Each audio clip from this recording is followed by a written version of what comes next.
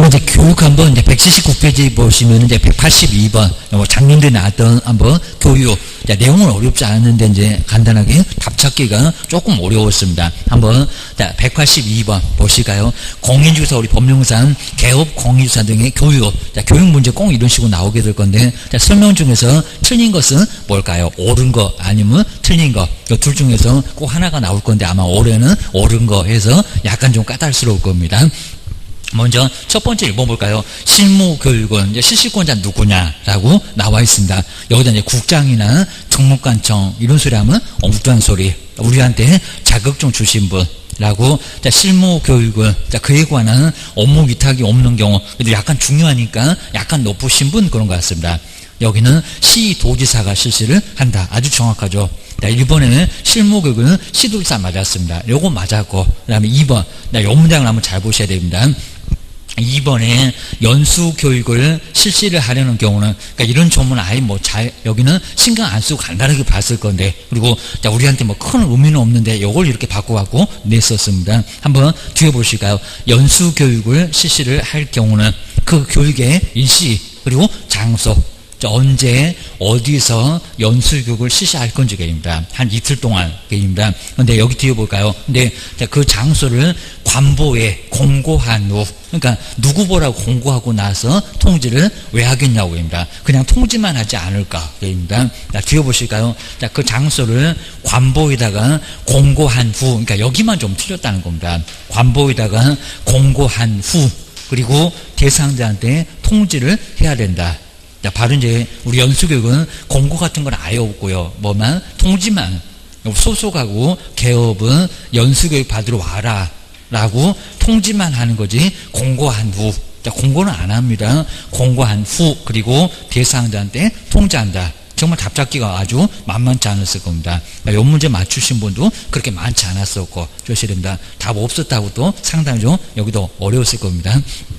이제 세 번째는 좀 올자가 좀 나 있는데요. 소속 공인중개사입니다. 먼저 세 번째 실무교육을 받은 개업 공인중개사가 개업공사하고 그리고 소속 공인중개사라고 있습니다. 정말 이제 기억자 여기 이제 공인중개사는 그리고 그 실무교육을 받은 후 2년마다 맞죠? 2년마다 연수교육을 받아야 된다. 저 두 사람 개업하고 소속 이 두 사람이 실무교육 받은 후 그래서 얼마 2년마다 연수교육 적어도 3년이라고 또 1년이라고 속일 수가 있을 겁니다. 세 번째는 맞았고 주의하셔야 됩니다.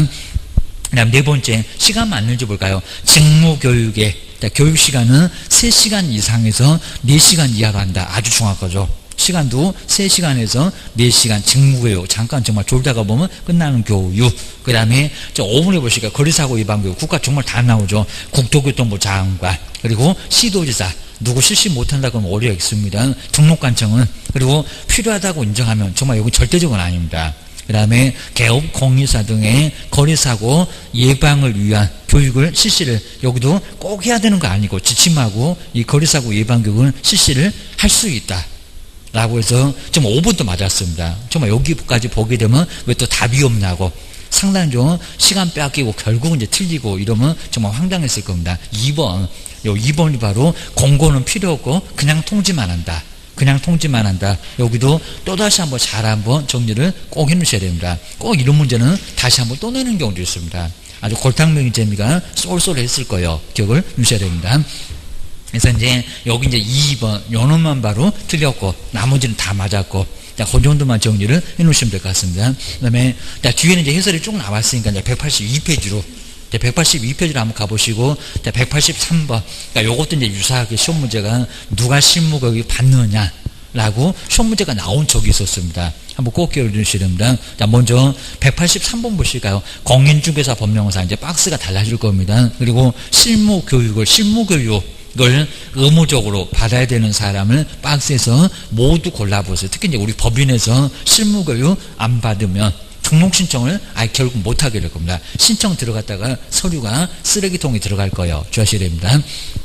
먼저 첫 번째 한번 볼까요? 공인중개사는 개업 공인중개사의 소속 공인중개사가 되고자 하는 사람 실무교육 받는다 안 받는다? 받는다. 소속되고 싶냐? 받아야 됩니다.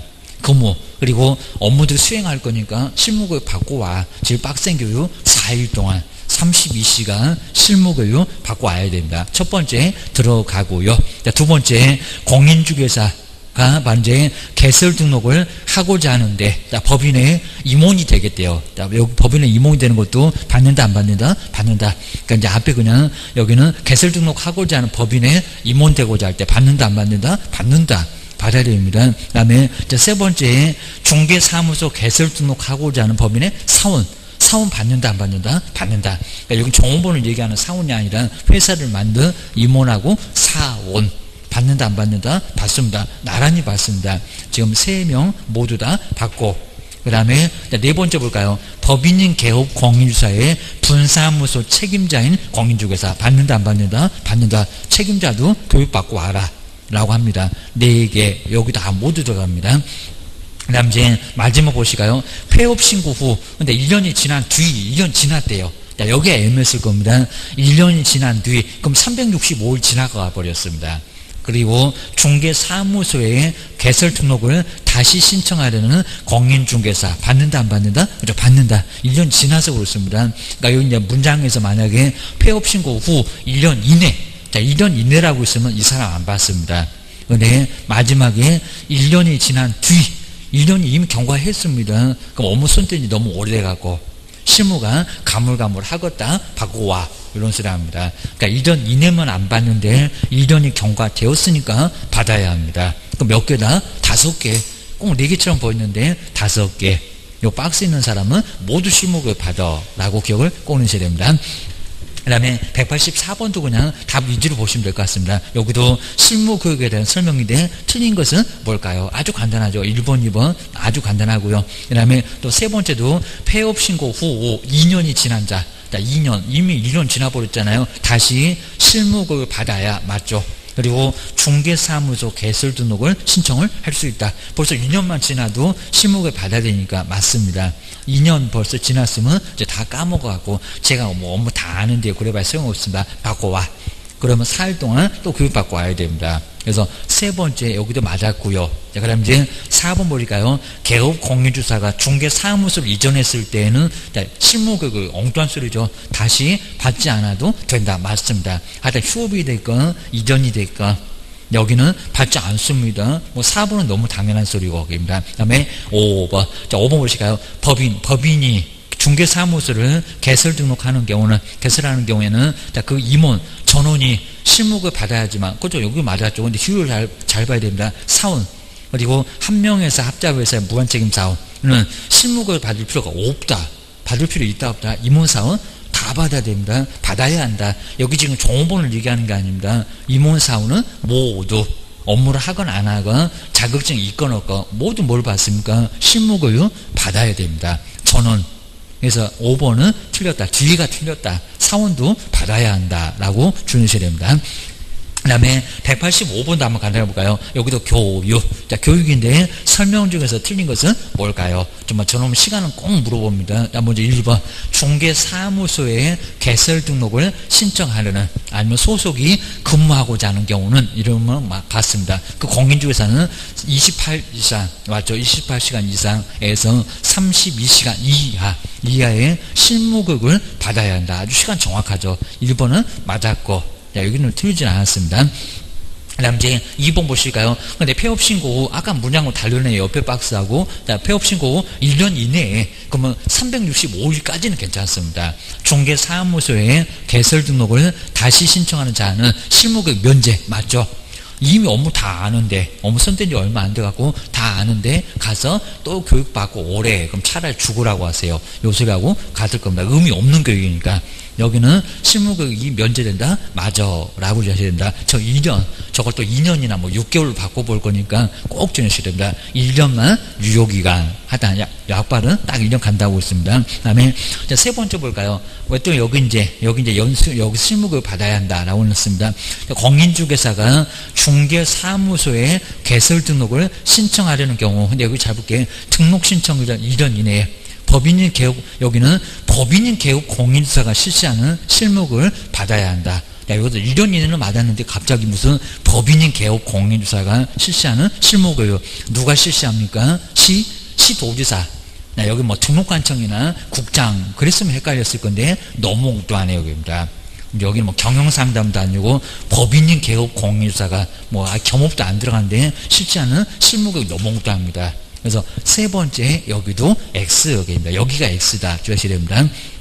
그 다음에 4번 잘 보셔야 됩니다. C 도지사 맞고 연수교육을 실시를 하려는 경우는 실무교육 연수교육 받은 후 욕하면서 얼마 2년이 되기 전 그리고 얼마 전까지 2개월 전까지 계속 좀 욕에서 시작해서 아주 욕으로 끝난다고 했습니다. 2년 그리고 2개월 이틀 그리고 두 사람 그래서 2개월 전까지 연수교육의 일시나 장소 등 내용 등을 여기입니다. 아까 문제가 틀렸다는 게 공고한 후 어디다가 공고하냐고 합니다. 공고 이렇게 없이 대상자한테 뭐 한다? 통지한다. 그걸 또 치사하게 그렇게 내놨다는 겁니다. 작년도 문제가 그냥 이렇게 대상자한테 받으러 오라고 통지만 한다는 겁니다. 뭐 누구 보라고 공고를 왜 하겠냐고 라고 주셔야 됩니다. 그 공고에게는 거리사고 예방교육과목이 뭐 있더라 라고 주의를 꼭 넣으셔야 됩니다. 다음 이제 5번 보실까요? 분사무소 설치 신고의 경우는 그 분사무소 책임자가 맞죠. 그리고 신고 일전 1년 이내에 작년도 여기다가 연수교육 여기다 이제 직무교육이라고 했습니다. 실무교육을 받아야 한다. 아주 정확합니다. 책임자도 실무교육 받아야 합니다. 1년 이내 거 맞고 5번도 맞았고 답은 이제 3번이고 그리고 이제 186번 이제 이런 문제가 아주 조금 괜찮습니다. 이런 것들은 오렌지 나올 가능성이 아주 높습니다. 제목으로 옳은 거에서 좀 까탈스럽게 나올 겁니다. 먼저 공인중개사 법령사, 개업 공인주사 등의 교육에 관한 설명인데 옳은 것은 뭘까요? 최근에 문제 중에는 아주 괜찮았어 라고 여기 이제 재작년 문제. 먼저 첫 번째 1번 볼까요? 분사무소 책임자가 되고자 하는데 갑자기 연수래. 벌써 욕부터 먼저 하나? 바로 책임자가 되고자 하는 바로 공인중개사는 고용신고일 전 1년 이내에 여기는 이제 고용신고도 좀 문장이 좀 잘못됐고요. 얘가 무슨 고용될 거니 책임자가 소속하고 막 섞어나고 아주 엉망이 됐습니다. 고용신고 일전, 등록신청 신고 일전 그래야 될 건데 뒤어볼까요? 그 다음에 1년 이내에 시도지사가 시도지사나 맞기를 맞았네. 실시하는 갑자기 보니까 여기는 책임자가 되고자 하는데 연수교육을 받아야 한다. 무슨 교육 받아야 한다? 연수 말고 실무입니다. 살짝 문장 바꿔놨습니다. 책임자가 되고자 하면 연수 말고 실무교육 받고 나서 주기적으로 연수교육 받는 거지 무슨 책임자가 되고자 하는데 뭔 연수요? 라고 엉뚱한 소리입니다. 정말 교육장을 잘못 와가지고 연수교육 받고 계시는 분도 계십니다. 아주 황당한 얘기 많이 있습니다. 그래서 이제 1번 여기는 엉뚱한 소리고 책임자 되고자 하면 실무다. 라고 기억하셔야 됩니다. 교육을 막 같이 시시하다 보니까 교육장을 잘못 찾아가고 엉뚱한 교육 받는 경우도 정말 많습니다.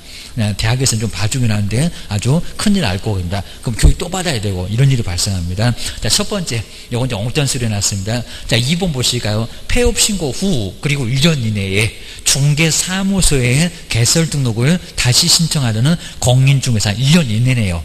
자, 그러면 실무급 받아야 됩니까? 실무급 받지 않아도 된다. 아주 정확하죠. 2번이 바로 맞았다. 폐업을 하고 나서 1년 이내는 그러니까 그 1년을 잘 활용하라는 겁니다. 또 받고 싶지 않으면 실무급을 받지 않아도 된다. 자, 2번이 맞았다. 라고 기억하셔야 됩니다. 그다음 이제 세 번째 왜 틀렸을까요? 1개월 전까지 여기가 좀 이상하지 않습니까? 자, 세 번째 C 도지사는 기출문제 연수교육을 실시를 하려는 경우는 실무교육 그리고 연수교육 받은 후 여기까지는 틀린 거 없고 2년이 되기 욕하는 것도 맞고 되기 근데 갑자기 1개월 전까지 아주 잔금 받으려고 했는데 너무 급하지 않냐고 합니다. 1개월 전까지 연수교육의 일시 그리고 장소, 내용 등을 대상자한테 통지를 해야 된다. 여기는 얼마 전까지라고요? 1개월이 아니라 2개월. 거기만 살짝 또 바꿨다는 겁니다. 다른 문장 다 맞아.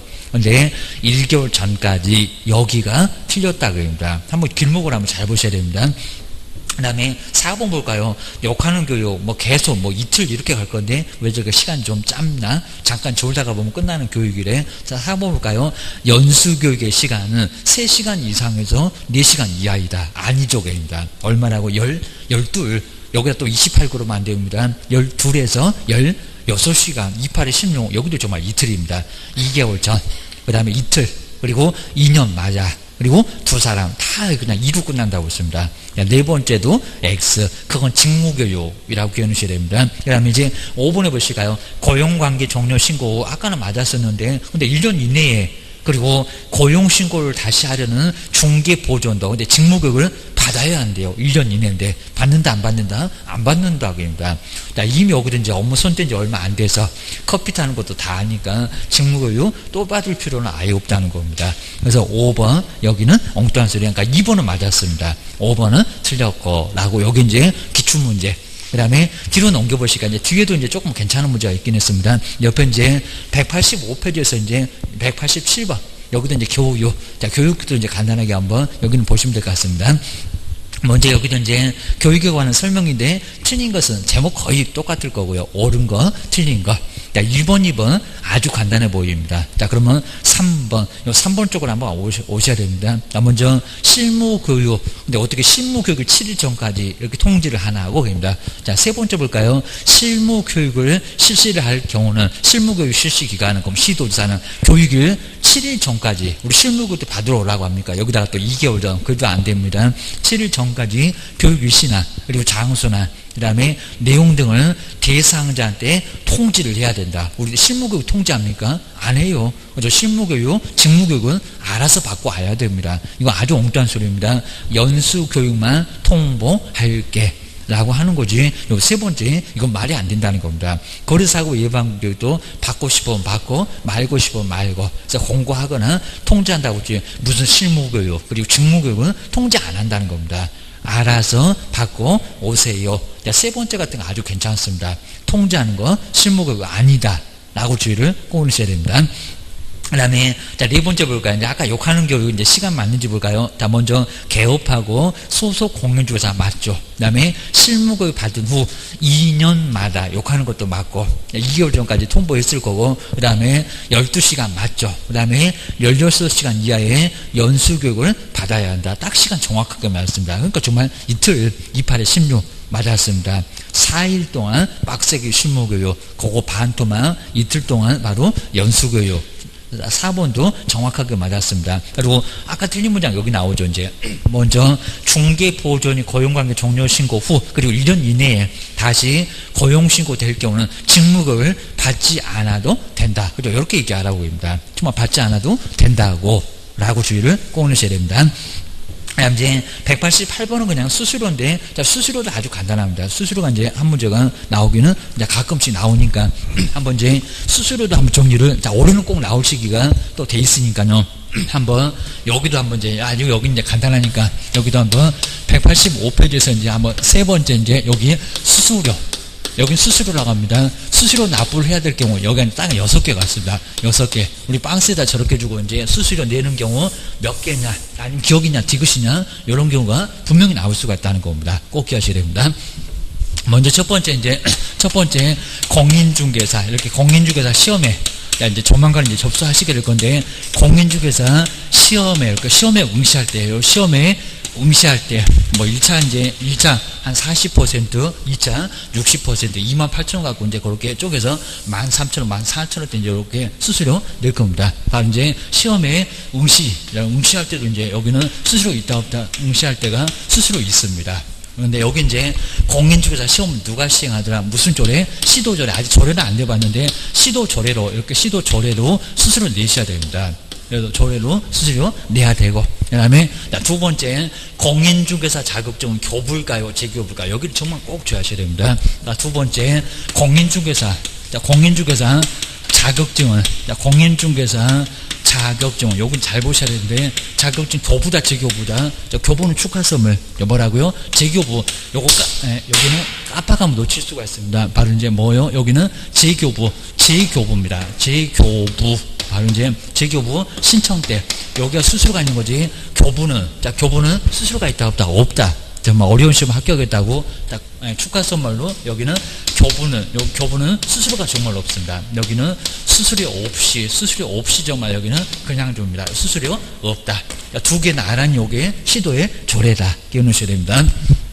그다음 이제 세 번째가 그러면 등록 신청할 때, 이렇게 등록 신청할 때, 요 등록 신청 때 수수료 있을까요? 없을까요? 있어요. 요 등록 신청. 그리고 등록증 교부, 요 등록증 교부라고도 같은 소리인데, 등록증 교부도 수수료가 있다 없다? 있다. 그러니까 아까 이제 자격증만 그렇지 하여튼 등록증이 됐건 신고필증이 됐건 처음인데도 수수료 가지고 오라는 겁니다. 그래서 여기는 수수료 내야 됩니다. 그 다음에 네 번째 하여튼 자격증이 됐건 아니면 등록증이 됐건 등록증 재교부. 자, 2번, 4번, 6번에 재교부는 다 뭐가 있다고요? 수수료 있습니다. 등록증 재교부도 수수료 내고기입니다. 나중에 다시 바꿀 때 수수료 내라. 그 다음 이제 다섯 번째입니다. 분사무소 신고입니다. 자, 주된사무소 말고 이제 분사무소. 자, 분사무소 신고. 자, 분사무소 신고에도 수수료가 있다, 없다? 있다. 수수료는 내야 된다. 금액은 안 물어봅니다. 한 2만원 돈 가지고 오라고 합니다. 그 다음 이제 여기 신고필증. 자, 지금도 이제 금액은 안 올랐는데, 신고필증. 이렇게 신고필증 교부. 자, 처음에 자격증만 이렇게 공짜로 주지, 신고필증이 됐건, 등록증이 됐건, 하다 교부는 뭐 다 수수료 가지고 와. 처음인데도 가지고 오라는 겁니다. 주무셔야 됩니다. 여섯 번째 이렇게 많지도 않고요. 이제 분사무소입니다. 여기도 분사무소 신고필증. 자, 분사무소 신고필증을 처음 받았던 걸 잃어버렸다는 겁니다. 아니도 바꾸게 생겼다. 자, 신고필증 뭐 재교부. 자, 재교부는 2번, 4번, 6번에 다 뭐가 있다. 하여튼 두 번째부터 무조건 수수료 있습니다. 근데 거주정보 사업자는 아예 없다는 겁니다. 거주정보 사업자는 뭐 지정신청이 됐건 아니면 재교부가 됐건 지정서가 됐건 이런 것들은 아예 없습니다. 자, 그럼 이제 여기에 수수료 없는 것, 수수료 이렇게 없는 것도 한번 잘 기억하셔야 됩니다. 먼저 첫 번째 휴업. 자, 휴업이나 폐업. 자, 휴업이나 폐업 등은 수수료가 있을까요? 없을까요? 없어요. 여기입니다. 폐업 등은 수수료 없고 등인데 신고. 자, 변경이 됐건 재개가 됐건 수수료 없다. 그 다음 두 번째가 이제 인장 등록에 수수료 있을까 없을까? 인장 등록 수수료 없습니다. 이제 인장 등록 같은 것도 수수료가 있다 없다? 없다. 그 다음에 이제 고용신고. 자, 고용신고에도 수수료가 있을까 없을까요? 없어요. 여기입니다. 그리고 이제 뭐 부동산 거래 신고가 됐건 수수료 없다는 겁니다. 네. 네 번째 중개사무소 이전을 주셔야 됩니다. 이전 신고. 이전 신고할 때 꼭 줘야 할게. 이전 신고 무조건 수수료 없는 게 아니라는 겁니다. 먼저 첫 번째 그냥 신고 등록증이나 신고필증은 변경사항. 자, 변경사항을 기재하겠다는 겁니다. 변경사항을 기재할 때 요거는 수수료가 있을까 없을까요? 바뀐 것만. 그죠? 요거는 기재할 때 수수료 있다 없다. 요놈은 수수료가 없습니다. 요건 수수료가 요건 없고요. 근데 요거 말고 이제 만약에 재교부. 자, 신고필증 등록증을 재교부 받을 때 사무소 이전하긴 했지만 다시 받습니다.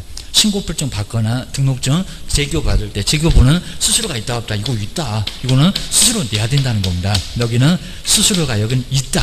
그러니까 이전에도 무조건 없는 게 아니라 바뀐 것만 달라진 것만 변경사항 기재해서 그 등록증 주고 그냥 그대로 받아올 때 요건 수수료가 없습니다. 요건 이제 교부라고 합니다. 교부 때는 수수료가 없는데 재교부 때는 수수료가 나온다는 겁니다.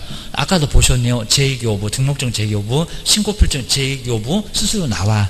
여기 이전에서 하여튼 다시 받을 때도 무조건 나온다라고 재교부는 나옵니다. 꼭 기억하셔야 됩니다. 시험 문제가 올해 이제 꼭 이렇게 꼭 홀수회 때 시험 문제 꼭 나왔었으니까요. 한번 잘 보시면 될 것 같습니다. 자, 그러면 188번 이제 어렵진 않을 겁니다. 다음 중에서 이제 지방자치단체 조례가 정하고 있는 수수료 납부를 해야 되는 것을 여기서는 옳게 연결한 것은 뭘까요? 자, 지금 뭐 몇 개냐 이렇게 안 물어볼 거니까 옳게 연결한 거. 자, 먼저 첫 번째 교본 볼까요? 분사무소 설치의 신고. 자, 분사무소에 설치의 신고를 하는 자 수수료 있다 없다? 있다. 요거 내야 됩니다. 자, 기업번호는 들어가야 돼. 그럼 벌써 4번하고 5번은 답이 아니구나 라고 꼭 문제 보면서 이제 푸셔야 됩니다. 자, 의미 없는 것들은 여기는 제껴놓고 계십니다. 니은번 디귿번호 봐야 될 것 같습니다. 니은번 볼까요? 중개사무소에 개설 등록 신청하는 자 수수료 있다 없다? 있다. 근데 3번을 가니까 또 니은 빠졌네. 요 놈은 또 틀렸네. 그러면 1번하고 2번 중에서 답이겠네. 니은하고 미음 보면 답이 나오겠네. 주무셔야 됩니다. 다음 이제 디귿번 볼까요? 공인중개사 자격증을 교부. 자격증 교부 받을 때 수수료 있다 없다? 없다. 요 자격증 교부만큼은 추가 선물계입니다. 그래서 이제 한 달 정도 후에 이제 발표할 건데, 그리고 나서 이제 여기는 자격증 받을 때는 수수료가 없다는 겁니다. 아주 그냥 가벼운 마음으로 그냥 가셔서 나중에 뭐 대장이 있으니까 거기다 쓰고 받습니다. 그래서 디귿번 안 들어갑니다. 그러니까 디귿번 들어간 4번 이미 답에서 적혀놨고 3번도 답이 아니고 5번도 답이 아니고 그입니다. 이런 식으로 이제 조금 보다가 먼저 모르는 게 나와도 답이 아니다라고 금방 알 수가 있습니다. 그다음에 읽어보니까요. 분사무소 설치 신고필증의 재교부 하다 등록증이 됐건 신고 심부불증이 됐건 뭐가 됐건 재교부는 다 수수료, 자격증도 수수료가 있으니까 수수료 있어. 1번 들어갑니다. 자, 그러면 1번은 맞는 것 같은데 한번 2번 보실까요? 미움. 중개사무소에 휴업이나 폐업 신청할 때 수수료 있다 없다? 없다. 자, 그럼 답은 그냥 아주 쉽게 나왔죠. 몇 번? 1번. 자, 이것도 아마 기출문제였습니다. 아주 간단하게 답은 나왔다. 자, 이런 문제가 이제 그나마 까탈스럽게 나온 건데 올해 나올 거다. 예상해 놓으셔야 됩니다. 그 다음 이제 또 좋은 문제가 이제 교육 마지막 문제 189번. 이런 것도 아주 괜찮습니다. 얘도 이제 26개 때 이렇게 나란히 교육은 계속 어렵게 나왔었다가 이제 작년도에 틀린 거 이렇게 나왔는데 답 찾기는 더 어려웠습니다. 한번 보셔야 됩니다. 옳은 거 이런 문제가 정말 많이 도움이 됩니다. 먼저 첫 번째 1번 볼까요? 실무교육 받은 개업공유사는 실무교육 받은 후 2년마다 맞죠? 시도지사가 실시하는 어째 잘 나가다가 이상한 소리 합니다. 시도지사가 실시하는 직무교육을 잠깐 졸다가 보면 끝나는 교육 안 일어나면 깨워갖고 보낸다는 직무교육을 갑자기 받아야 된대요. 그러니까 무장 이상해졌죠. 실무교육 받은 후에 무슨 교육 받는다? 연수교육 받는 거지 무슨 직무교육 왜 받아? 입니다. 중개보존이 받는 직무교육을 2년마다 왜 받냐고 입니다. 1번은 X. 그러니까 문장만 살짝 바꿔놨다는 겁니다. 표가 안 나니까 조심하세요. 조심해야 됩니다. 그 다음 이제 2번 보실까요? 분사무소 책임자가 되고자 하는, 아까도 이상하지만 책임자가 되고자 하는 공인중개사는 고용신고 1전, 여기도 고용신고가 또 말이 안 되겠다. 1전 이내에, 그리고 시도지사가 실시하는, 하여튼 도지사가 실시하는 거 맞아. 근데 연수교육을, 여기는 책임자가 되고자 하는데도 연수교육을 받아야 한다. 맞았다 틀렸다? 틀렸다. 아까도 엉뚱한 소리 하는데 또 여기도 엉뚱한 소리 하고 있네. 여기도 기출문제. 네, 여기는 실무교육입니다. 실무교육. 그래서 2번도 X. 또 응용해서 낼 거예요. 생각해 주셔야 됩니다. 그 다음에 세 번째 볼까요? 고용관계 종료 후 그리고 1년 이내에 다시 중개보존으로 고용신고 대상이 된 자는, 아까는 이상한 소리 안 보였었죠. 기출문제가. 그리고 시도지사는 등록관청, 두 사람 나와도 여기는 이상하지 않습니다. 정말 중개보존을 실시하는 교육 등록관청도 실시합니다. 직무교육을. 등록관청이 실시하는 직무교육을 1년 이내니까 받지 않아도 된다. 아주 정확하게 설명해놨죠. 몇 번이 정답이다? 3번. 3번이 바로 정답. 이거 정답이었습니다. 그 다음에 4번 볼까요? 실무는 제대로 얘기를 하는데 연수교육 시간이 또 이상하네. 먼저 실무교육 시간은 28시간 이상, 그 다음에 32시간 이하. 그러니까 여기는 맞았죠. 여기는 맞았는데 갑자기 연수교육은 3시간 이상에서 4시간. 얼마라고요? 12에서 16시간. 그러니까 뒤가 또 틀렸네 개입니다. 4번도 맞지 않았고, 그 다음에 또 5번도 약간 애매했습니다. 그러니까 이 문제가 약간 더 난이도가 있었습니다. 국토교통부 장관이 마련해서 시행하는 교육의 지침에는 교육대상, 그 다음에 교육의 과목이라든지 그 박스에 있을 건데 교육시간 등이 포함되어야 하나. 근데 수강료는 그렇지 않대요. 수강료도 포함되겠죠 개입니다. 수강료가 자꾸 다르면 우리 국장이 바로 이제 지침을 마련해서 전국적으로 13만원 그냥 다 같이 받아라. 왜 어디는 10만원 받고 어디는 13만원 받고 다들 똑같이 거의 받고 있는데 그렇게 다를 수가 있으면은 수강료도 포함시켜서 여기도 지침을 마련해서 시행할 수 있다는 겁니다. 그러니까 여기도 이제 5번. 이상했지만 여기는 바로 이것도 틀렸다. 답은 이미 3번 나왔다라고. 여기도 어렵지 않았는데 아까 문제보다는 약간 더 까탈스러웠었다 라고. 여기 이제 26개 때 기출문제라고 기억해 놓으셔야 됩니다. 그 다음 이제 186페이지부터 이제 중개보수인데, 정말 이제 뭐 중개보수는 뭐 실무에서도 이제 바로 접하게 될 건데, 바로 중개보수는 꼭 내용이 한 문제가 꼭 나오니까 한번 여기도 정리를 한번 잘 해놓으시면 될 것 같습니다. 이렇게 이제, 여기도 이제 시간마다 이렇게 조목조목 한 문제씩 계속 나오니까, 여기도, 그러니까 우리 법령이 정말 아예 그냥, 어디 그냥, 집중적으로 내는 게 아니라, 하나씩 내니까, 여기도 깜빡 놓치시면, 이제 나중에 이제 고득점이 안 나오니까 정말 조심하셔야 됩니다. 중개보수. 중개보수도 바로, 보수는 꼭 문제를, 내용 하나, 그 내용 문제 하나, 딱 정해놨습니다. 한 개 나오고, 그 다음에 계산 문제. 계산 문제 아마 올해는 또 주거용 오피스텔, 거기가 한 문제 나올 건데, 그리고 이제 9월에도 이제 모의고사 이제 바로 이제 보실 건데, 꼭 40문제 우리 시험 문제 나오는 것처럼 해가지고 이제 그거 조목조목 한번 이제 나중에 계속 해보실 겁니다. 이제 그거 풀어보면 많이 도움이 될 겁니다. 먼저 첫 번째 중개보수가 이제 중개보수 기준은, 요거 정말 시험 문제 제일 많이 나옵니다. 기준은 어떻게 중개보수가 정해질까요? 라고 가장 많이 나올 정도입니다. 주셔야 됩니다. 그리고 이제 여기 이제 그 기준은 주택이 그렇지 상가는 그렇지 않습니다. 뭐 상가나 공장이나 땅이나 이런 것들은 뭐 중개사무라고 이제 그리고 중개사무소 소재지가 다르다라고 했을 때 거긴 다를 거 없다는 겁니다. 그러니까 만약에 중개보수가 이제 중개대상물 저기 서울에 있고입니다. 중개대상물의 소재지와 이렇게 소재지하고 시험 문제 제일 많이 나옵니다. 소재지하고 중개사무소입니다. 그러니까 사무소 소재지가 다르면 어떻게 받을 거입니다. 그건 이제 중개사무소 저기 대전에 이제 대전에 주택이 있다는 겁니다. 그리고 중개사무소는 세종시라고 이렇게 달랐을 때 그러면 세종시의 조례를 따를까요? 대전시의 조례를 따를까요? 입니다. 이렇게 다르면 어느 조례 따릅니까? 아니면 대전 말고 어디 서울이나 아니면 또 광주나 여러 개 지역이 있을 겁니다. 우리 박한석 교수님 사실은 바로 광주나 뭐 이런 데 해서 이제 여기는 세종시하고 이렇게 다르면 사무소하고 물건 소재지가 다르다는 겁니다. 그러면 여기 중개보수는 어딜까요? 근데 여기다 꼭 잡고 중개대상물 그래서 그 물건 따라간다. 맞았다 틀렸다. 자, 보통 부동산 거래 신고는 그렇게 한다는 겁니다. 토지거래 허가도 마찬가지입니다. 꼭 물건 따라가서 그 물건의 소재지 시장군수구청장한테 뭐 할 건데 여기는 안 그렇다는 겁니다. 그러니까 이렇게 안 그러니까 시험 문제가 자꾸 나온다는 겁니다. 어디 따라가라고요? 여기 따라다니면 아주 골치 아프다는 겁니다. 뭐 정말 벽에다가 17개 조례 다 거기다 붙여놓으면 난리가 날 겁니다. 그 정도니까 어디라고요? 중개사무소. 그러니까 이제 분사무소도 마찬가지입니다. 분사무소. 중개대상물 자체가 이제 저기 대전에 분사무소 우리 세종시에 있다. 주된사무소는 서울에 있다. 라고 해도 여긴 주된사무소 안 따라간다는 겁니다. 주의하셔야 됩니다. 어디라고요? 중개사무소. 그러니까 여기 이제 세종시를 이렇게 따라간다는 겁니다. 근데 이렇게 물건은 안 따라가. 물건은 서울에 있어도 그래도 세종시요. 대전에 있어도 세종시요. 광주에 있어도 세종시. 자, 이런 식으로 이제 어디요? 여기는 사무소. 이렇게 사무소를 따라가지. 사무소가 맞지. 그리고 물건 소재지. 이러면 아주 복잡해지니까 물건 따라간다, 안 따라간다? 안 따라간다.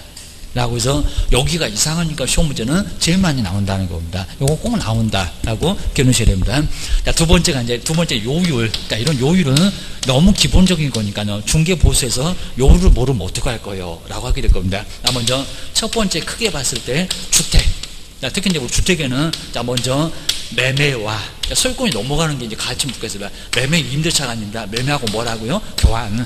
매매하고 교환 요 두 개가 바로 이제 요를 갖고요. 그다음 이제 임대차 등. 요 임대차 등에는 지상권 그리고 지역권, 전세권, 저당권 여기 모두 들어갑니다. 그러니까 매매 교환 두 개만 여기는 요를 갖고 나머지는 여기에 모두 들어갑니다. 기억하셔야 됩니다. 먼저 우리 주택은 얼마라고요? 최대 보수가 0.9%인데 0.9% 내서 뭐라고요? 시도의 조례. 근데 시도 조례 가보면 이제 여기 이제 금액이 나오게 됩니다. 근데 중개보수 금액 계산은 아예 요를 주니까 따로 볼 건 없다는 겁니다. 요건 안 써도 괜찮은데 만약에 이제 매매가 전국적으로 다 똑같은 것 같습니다. 만약에 이제 5천만 원 미만이다 라고 하게 되면 요율은 0.6%다. 그리고 이제 5, 6, 30만 원 정도 나올 건데 한도액도 정해놨다는 겁니다. 그러니까 이렇게 많이 못 봤습니다. 0.9는 생각도 하지 말아라고 합니다. 금액이 엄청 컸을 때입니다. 그래서 이제 25만 원 정도로 한도를 정해놓고 이율 주니까 요거는 아예 뭐 생각 안 해도 괜찮습니다. 그 다음 이제 5천 이상 됐고 그 다음 이제 여기 2억 미만. 2억 미만이면 요율이 한 단계 더 떨어집니다. 미만. 2억 안 들어가게 됩니다. 0.5% 100만 원 정도 가깝게 나올 건데 여기가 0.4가 나오고 2억이 나오니까 여기 148 80만 원 나오니까 여기를 딱 80만 원 딱 잘라버립니다. 여기는 80만 원. 그래서 1억 6천만 원 넘어가면 80만 원 넘어가기 시작할 건데 안 돼. 80만 원까지 받을 수 있다는 겁니다. 이런 식으로 이제 한도가 얼마 주고 막 1억 8천, 1억 9천 계산해봐라. 그럴 때가 있다는 겁니다. 그러면 한도에 80만 원까지 밖에 못 받아. 기억하셔야 됩니다. 그다음 이제 자 바로 2억에서 이제 그리고 이제 6억 안 됐을 때 6억 미만입니다. 여기는 0.4% 여기 이제 따로 한도액은 없고 그다음 이제 새로 구간이 옛날 여기 6억 이상. 자 그래놓고 여기서 이제 0.9 했었는데 6억 이상에서 9억 미만으로 요율이 하나가 더 늘어났다는 겁니다. 자, 그러면서 이제 중개보수 2015년도 중개보수 반토막 방송에도 대대적으로 나왔다는 겁니다. 여기가 이제 요율을 원래는 0.9인데 거의 0.9에 반에 가까운 얼마라고요? 0.5% 요거를 받을 수가 있다는 겁니다. 주셔야 됩니다.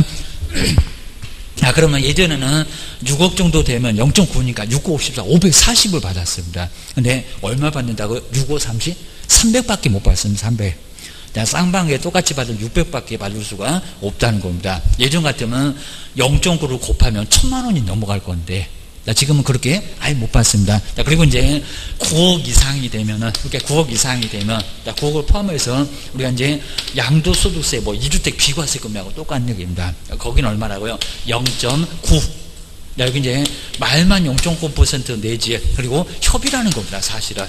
뭐 우리가 굳이 협의할 필요는 없지만 오히려 낮춰달라고 하면 낮춰줘야 된다는 겁니다. 우리 강제로 그냥 무조건 0.9 주세요. 그냥 주면 받아도 괜찮습니다. 근데 여기서 알고 가지고 깎아줘. 그러면 나중에 소송 가면 또 깎으라고 할 거니까 한 0.5 가깝게는 깎을 수밖에 없다는 겁니다. 뭐 심하게 낮출 필요는 없는데 0.6이나 0.5 선에서 좀 깎아줄 필요는 있다는 겁니다. 보셔야 됩니다.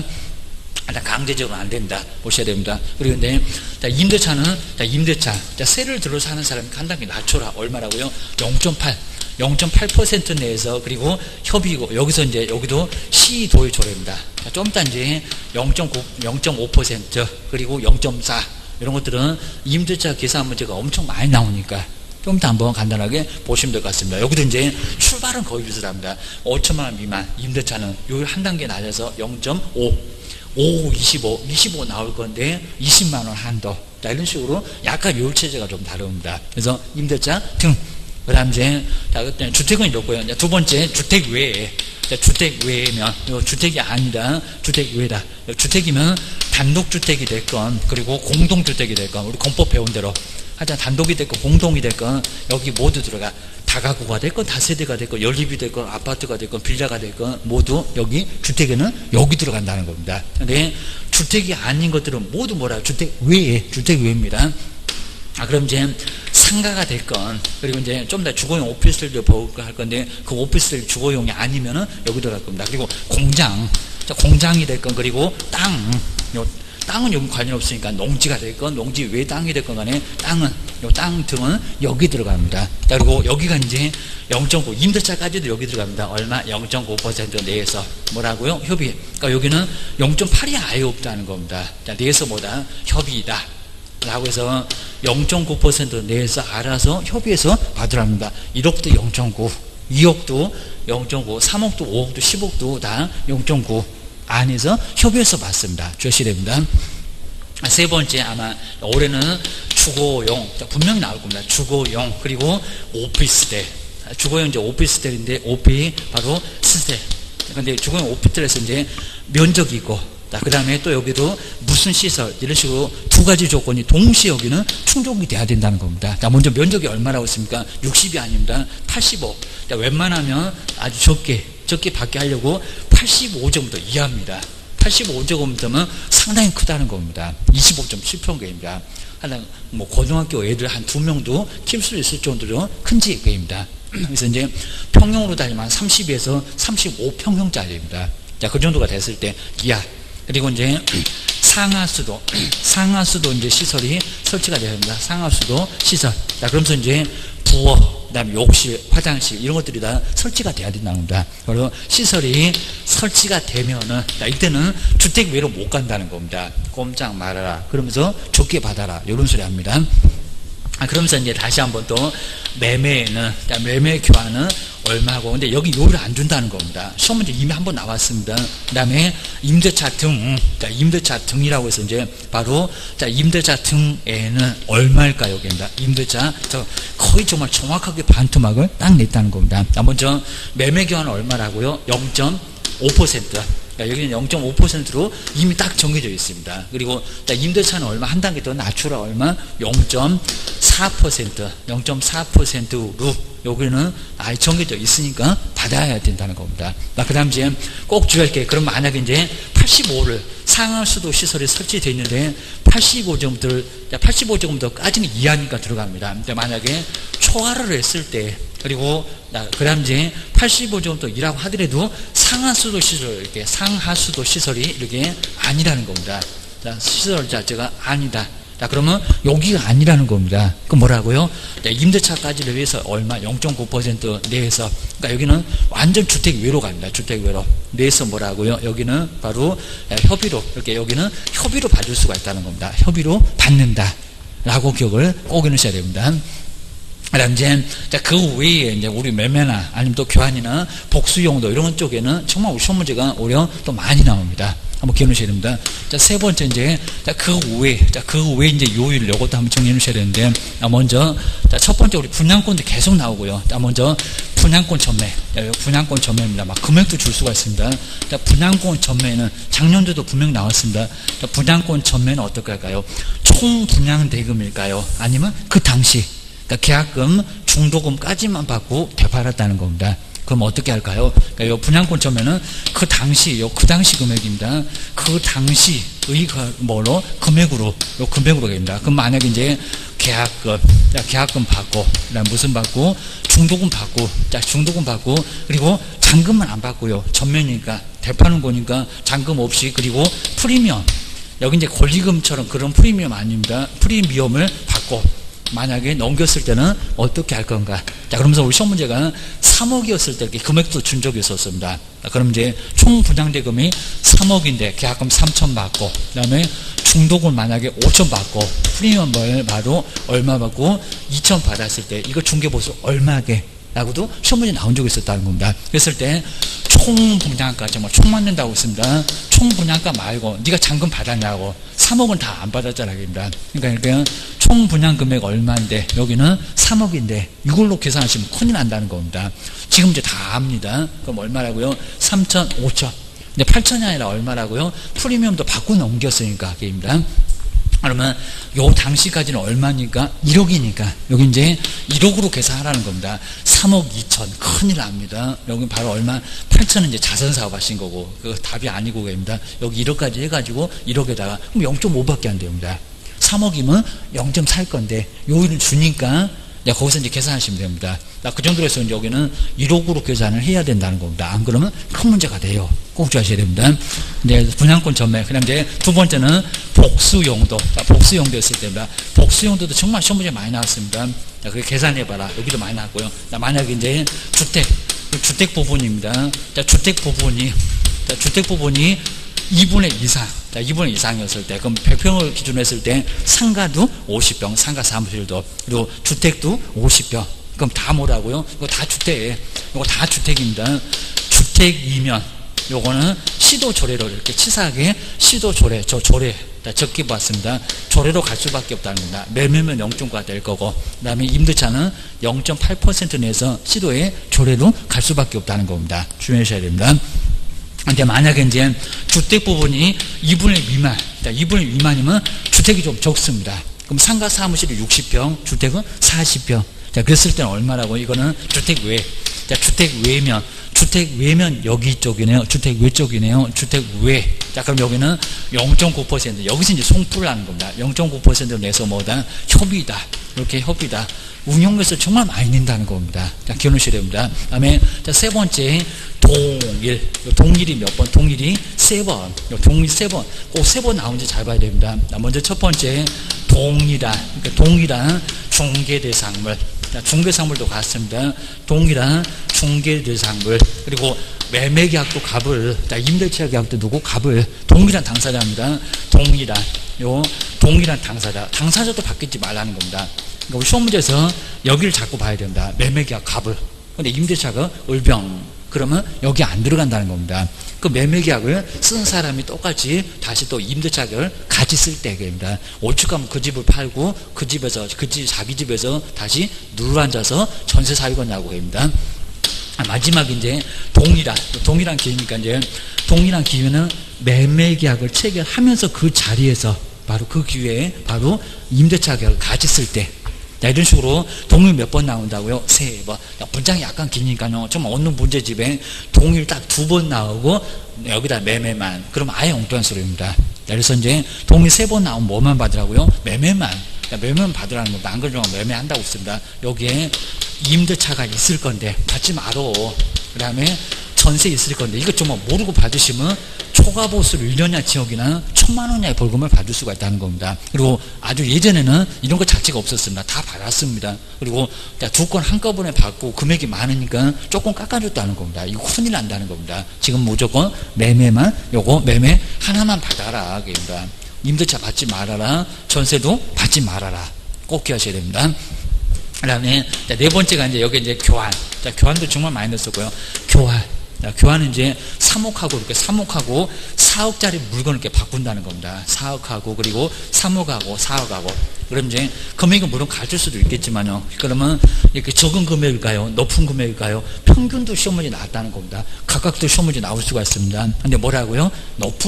높은입니다. 큰 아니면 또 큰이나 높은 금액, 금액이 좀 높은 거, 요거입니다. 요거지 이거 아니입니다. 평균도 아닙니다. 바로 높은, 큰 금액, 요 큰 금액을 뭘 한다고요? 요걸로 기준을 하게 된다는 겁니다. 적은, 그리고 각각, 그리고 평균, 그럼 다 X 꼭 기억하셔야 됩니다. 마지막으로 이제 임대차, 요 임대차입니다. 자, 임대차가 이제 먼저 그냥 보증금에다가, 이것도 주택일 때입니다. 보증금에다가, 그리고 자, 월세다가 뭐를 곱할까요? 월세다가. 먼저 100안이면 얼마를 곱할까요? 70. 요건 이제 환산계수입니다. 월세다 100안이면 70을 곱할 건데, 먼저 요 100은 이제 5천 이상이었을 때, 5천만 원 이상이었을 때는 그대로 100으로 가라는 겁니다. 좀 더 계산해 볼 거예요. 그리고 70은 5천 미만, 거래금액 자체가 여기는 월세다가 곱하기 100을 먼저 해보고 보증금까지 같이 보태봐야 됩니다. 다 보태봤을 때 5천만 원 미만 되면은 금액 정말 적습니다. 금액 적은 사람한테 그대로 100을 곱해서 갈 거냐고 안 돼. 꼭 지어셔야 됩니다. 여기는 좀 낮춰라 라고 하셔야 됩니다. 네 번째, 실비 정도는 꼭 문제가 하나씩 가끔씩 나오는데, 먼저 확인, 사실관계 확인.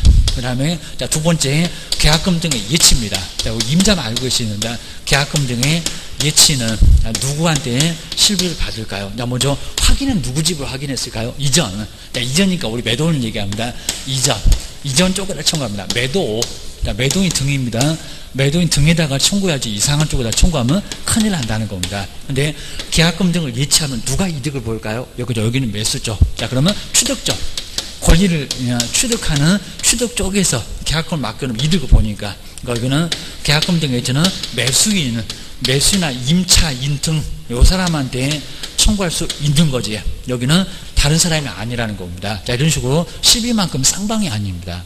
자, 중개보수는 쌍방할 때 똑같이 청구할 건데, 시비는 여기는 실제 비용 쓴 쪽, 요건 이제 일방에게만, 교환만 우연하게 쌍방이지만 일방에게 청구합니다. 일방에게 청구하지. 여기다 곱하기 하면 큰일 난다는 겁니다. 중개보수는 곱하기 2를 할 건데, 여기는 일방에게만 청구를 꼭 한다는 겁니다. 이러면 아주 완벽하게 어느 정도 정리해 볼 수가 있습니다. 이 정도 해놓고 이제 한번 이제 우리 문제 같은 거 이제 간단하게 한번 앞쪽에 몇 개만 한번 보시면 좋을 것 같습니다. 먼저 190번도 한번 보실까요? 여기도 이제 우리 작년도에 나왔던 바로 여기 이제 중개보수 아주 괜찮았습니다. 한번 이제 190번 중개보수에 대한 설명인데, 옳은 거, 옳은 이제 까다롭게 안 나올 거예요. 주의하셔야 됩니다. 먼저 옳은 거 보실까요? 첫 번째 1번 보실까요? 자, 1번 한번 잘 보셔야 됩니다. 개업 공인주사, 우리 법률에 나와 있습니다. 중개의뢰에 관한 약정이 없으면, 아무런 약정이 없었다는 겁니다. 언제 주세요? 이런 얘기가 없었습니다. 자, 그런 경우에 중개보수의 지급 시기는, 근데 언제 주세요? 여기도 없는데 갑자기 거래계약 체결할 때, 요 체결될 때는 10% 받을 때입니다. 우리 계약합시다. 거기서 중개보수를 바로 받을 수가 있을까요? 거래계약이 체결된 날로 한다. 맞았다 틀렸다. 일본도 약간 애매했을 겁니다. X 체결된 날이 아니라 여기는 잔금 지급. 여기는 거래 대금이 완료됐을 때, 이행이 완전히 다 끝났을 때입니다. 여기는 거래 대금 완료, 잔금 지급이 됐을 때지, 여기는 거래계약 체결된 때가 아니라는 겁니다. 부동산 거래신고 들어간다는 거래계약 체결 때 말고 잔금 지급입니다. 아니면 대금 완료입니다. 대금이 완전히 다 끝났을 때, 지급이 완료됐을 때 거기서 청구할 수 있다고 나와 있다는 겁니다. 아무 소리 없으면 다 끝났을 때다, 잔금 때다 라고 기억하셔야 됩니다. 이런 거 또 내볼 만하니까 한번 정리해 놓으셔야 됩니다. 그 다음 이제 2번 또 아까 유사한 거 나왔었죠. 먼저 공인중개사 법령에서 정한 한도를 초과하는, 한도를 초과하는 중개보수 약정은 그 한도를 초과하는 범위 내에서, 아까 뭐 전액을 그랬었죠. 그런데 여기는 이제 맞는 문장이 나왔네요. 한도를 초과하는 범위 내에서만 뭐다? 무효다. 아주 정확하게 나왔죠. 그러면 이게 바로 맞는 문장. 아까는 전액이 그렇게 나왔습니다. 그전에는 꼭 전액이 그런 식으로 나왔습니다. 2번이 바로 맞아 주셔야 됩니다. 그 다음 이제 3번도 잘 볼까요? 주택 외에, 저 외를 깜빡 놓치면 또 답은 여기 있네 그럴 겁니다. 먼저 3번 주택 외, 정말 외가 잘 안 보였을 건데 외에, 그럼 주택이 아닌 것들입니다. 외의 중개대상물의 중개보수 한도는 시도 조례로 정한다. 주택 외가 시도 조례입니까? 아니요. 뭐라고? 0.9 내에서 협의, 0.9 내에서 협의입니다. 여긴 주택, 그러니까 이게 딱 외를 빼버리고 주택의, 그래서 맞았을 겁니다. 근데 주택이 아니라 주택 외니까 0.9에서, 여기는 임대차도 다 포함합니다. 0.9에서 바로 협의로 받을 수가 있다는 겁니다. 세 번째, 이것도 살짝 속였구만. 꼭 문제 저렇게 냅니다. 3번 연엄도 X입니다. 그 다음 이제, 여기 꼭 이제, 이렇게 실비 한번 물어볼 건데, 개업 공인주사는 계약금 등의 반환점 이행 보장을 저번 주 마지막 시간에 봤었던 바로 이행을 위해서, 그리고 실비가 소요된다고 하더라도, 근데 중개보수 외에 실비를 받을 수가 없대요. 실비 받을 수 있다, 없다? 받을 수 있다.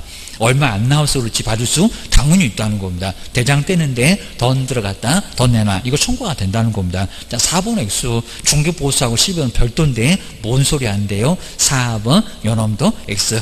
다음 이제 5번 보셔야 됩니다. 꼭 이런 문장 나와. 올해는 또 맞게 나오겠죠. 주택인 중개대사물의 소재지하고, 중개사물은 서울에 있다, 중개사무소는 세종시에 있다. 바로 중개사무소 소재지가 다르면 개업공사는 갑자기 중개대사물, 이렇게 물건 따라다니는데 그럼 벽에 17개 액자 걸어놨니? 그럴 겁니다. 아니 무당집보다 더 심한다고 했구만. 중개대사물 소재지 이상이죠. 중개대사물 소재지 관할하는 시도의 조례에서 우리 정한 기준에 따라서 중개보수 받아야 됩니다. 어떻게 받는다고요? 중개대상물이 아니라 중개사무소. 중개사무소 제일 중요한 문장, 꼭 항상 매년 나올 수 있는 문장 5번 개입니다. 여긴 틀렸네 개입니다. 중개대상물이 아니라 중개사무소, 정말 분사무소까지 중개사무소 따라가. 꼭 끼워놓으셔야 됩니다. 그렇게 해서 이제 몇 번이 정답이다? 2번. 자, 2번이 바로 여기에 정답. 항상 앞전에 좀 틀렸던 문장이 가끔씩은 맞게 나오고, 그 다음에 5번 같은 것은 올해도 이제 또 여기도 시험 문제 나오고 그런데 또 이제 뭐라고 할 건지 한번 잘 정리를 꼭 해놓으셔야 됩니다. 그놈은 꼭 나올 거다라고 예상을 꼭 해놓으셔야 됩니다. 자, 뒤에 한번 좀 문제 한번 더 조금 보실까요? 그래서 이제 우리 뭐 교육 같은 거 이렇게 정리도 정말 잘 돼 있으니까 바로 188페이지 교육. 꼭 저 정도로 이렇게 꼭 정리를 꼭 해주셔야 됩니다. 한 문제는 반드시 나온다라고 이제 지금은 꼭 전체를 한꺼번에 꼭 보셔야 됩니다. 그 다음 이제 189페이지에서 이제 191번, 여기도 한번 간단히 볼까요? 얘도 이제 작년도, 여기 이제 28회 때 나왔던 바로 기출문제. 라고, 요거 이제 횟수가 조금 잘못된 것 같긴 한데, 하여도 기출문제는 맞습니다. 중개보수 한도하고 계산. 자, 설명인데 틀리니까, 작년도 이렇게 2개 나왔습니다. 이렇게 물어보는 문제가 작년도 이렇게 2개만 이렇게 나왔습니다. 계산 문제는 안 나왔었고, 자, 먼저, 자, 1번 보실까요? 자, 중도구매 일부만. 정말 여기는 아주 쉽게 그냥 다 붙여버렸습니다. 일부만. 납부된 아파트의 분양권, 중도금의 일부만이라고, 여기도 여기까지 아주 확실하게 줬습니다. 중도금의 일부만 납부된 아파트 분양권의 매매를 중개하는 경우, 이제 분양권 전매자입니다. 중간에 팔았다, 고소리 합니다. 그럼 뒤에 보실까요? 근데 중개보수는 정말 총 맞으려고 총분양대금에다 금액은 엄청 나왔겠다. 근데 중도금 일부만 받았으면 중도금은 아주 2차 1차 나눠놨을 건데, 그리고 총분양대금과 프리미엄을 합산한 금액을 거래금액으로 해서 계산한다. 맞았다 틀렸다? 틀렸다고 합니다. 옹단소리입니다. 그 당시 받은 당시입니다. 그 당시 금액으로만 계산을 해야지. 프리미엄도 받았으면 거기까지는 받을 수가 있습니다. 계약금 중도금까지 받았으면 중도금까지만 계산을 해야 된다는 겁니다. 자, 1번 X. 여기 이제 바로 X였습니다. 그 다음에 자, 2번 계속 틀리게 자주 나왔었는데, 교환의 경우는 중개보수는 교환대상 중개대상물에서 거래금액이 큰, 맞았죠. 큰 중개사물의 가액을 거래금액으로 해서 계산한다. 그 다음에 동의 3번 나왔습니다. 저것도 이제 꼭 올해도 나올 거예요. 동일한 중개사물에 대하여 동일한 당사자 간의 매매를 포함한 둘 이상의 거래가 동일한 뒤에, 정말 동의 3번 정확하게 나왔습니다. 이루어지면은 그 중개보수는 매매계약에 관한 거래금액만을 적용해서 계산한다. 아주 정확하죠. 맞았습니다. 그 그다음에 네 번째로 가요. 주택의 임대차를 중개했을 때 일방, 여기다 쌍방으로 이렇게 시험 문제 네 번째로 주셨습니다. 중개된 일방으로부터 받을 수 있는 중개보수 한도를 맞고요. 임대차니까, 주택 임대차니까. 그리고 거래금액 1,000분의 8, 1,000분의 8이 0.8% 이 이내로 한다. 아주 정확하죠. 임대차니까 0.8% 맞고, 여기다 0.9라든지 뭐 협의, 그래서 몽땅 수리할 건데 4번도 맞았네요. 그 다음에 5번에 보실까요? 중개대 사무의 건축물 중에서 주택의 면적이 2분의 미만이면 상가 사무실이 더 많대요. 주택이 좀 적게 차지하고 있대요. 자, 그러면 주택 외, 아주 정확하게 표현했죠. 외의 중개대 사무에 대한 중개보수 규정을 적용한다. 맞았네요. 라고 기억하셔야 됩니다. 그리고 192번도 괜찮으니까 딱 여기까지 한번 더 풀어보실까요? 192번. 뭐, 요 정도 정말 별표 3개감 꼭 주셔야 됩니다. 먼저, 자, 여기도 중개보수에 대한 설명인데, 옳은 것은 이제 작년도에 옳은 것도 나왔고, 위리 같은 문제도 나왔으니까, 올해는 약간 애매할 건데, 보실까요? 옳은 것. 먼저, 첫 번째 읽어볼까요? 정말 평균, 저렇게 누려봤습니다. 교환의 경우에 엄청 복잡해질 건데, 교환 대상, 중개대상물의 평균 가액을, 이제 안 나눠주면 어떡할 거야? 막 소수 좀 나오면 어떡할 거니? 평균 가액을 거래금을 하여 계산하다. 평균이다, 아니다? 아니다. 각각. 그래도 X입니다. 두 번 하는 거 복잡하고, 그입니다. 평균 아닙니다. 적은도 아니고, 각각도 아니고, 평균도 아니고, 그입니다. 높은, 큰, 요소만 나와야 됩니다. 또 나올 거예요. 1번, X 주셔야 됩니다. 그 다음 이제 2번 볼까요? 동일 정말 3번 아는지 봐야 됩니다. 동일한 중개사무에 대하여 첫 번째, 그리고 동일한 당사자 간에, 맞았습니다. 그리고 이제 매매와 임대차가 동일한 기회에 3번 정말 정확하게 나왔습니다. 근데 이루어지면은 임대차 계약, 아무리 부정하고 불쌍하다고 저렇게 자선사업 할 건가? 임대차 계약에 관한 거래금액을 해서 계산하는, 임대차 아니죠. 뭐라고요? 매매. 자, 이런 식으로 이제 엉뚱하게 쓰여놨습니다. 또 앞에다가 매매와 임대차, 그러면 겨둬서 간다. 그럴 겁니다. 매매만 받아라. 그럽니다. 매매가 크게 나오니까 그거 큰 거 하나 받았으면 소원 풀었잖아. 이렇게 보고 있습니다. 근데 임대차 받으라고 안 했다. 그럽니다. 자, 2번도 임대차 때문에 X. 자, 주의하시고요. 그 다음 이제 3번. 자, 문장이 길어지면 꼭 주의하셔야 됩니다. 주택 외에, 그러니까 저렇게 외에다가 동그라미 해놓고 가야 되는데, 동그라미 안 해놓으면 내가 지금 주택을 보고 있니, 주택 외를 보고 있니, 헷갈린다는 겁니다. 문장이 길어져 갖고요. 시험장에서 꼭 긴장하니까 그렇습니다. 주택 외에 중개사물의 중개보수는 국토교통부 0에서 정하는 범위 안에서 딱 여기까지 보면은 앞에 뭐 봤는지 기억이 안 나요. 그입니다.